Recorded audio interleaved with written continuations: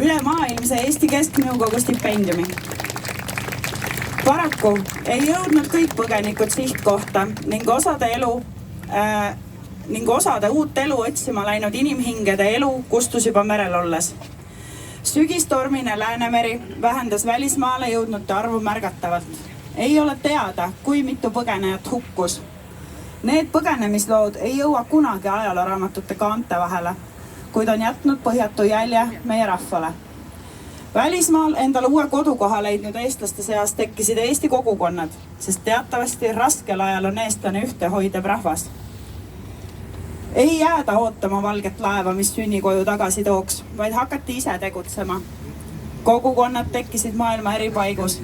Uutes asukohamaades loodi Eesti seltse, koole, pühapäevakoole, üllitati lehti, loodi kirjastusi, laulu- ja tantsurühmi, teatreid, hoides selle toel eestlust.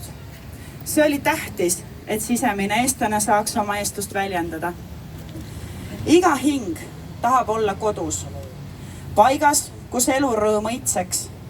Maailm on aga paraku selline, kus vahest tuleb juured lahti kiskuda ja meelerahu otsida.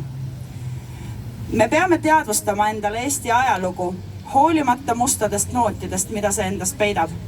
Tuleb mõista otsuseid, mis langetati. Minna ei tahetud, kuid jääda ei saadud. Kertu Akk.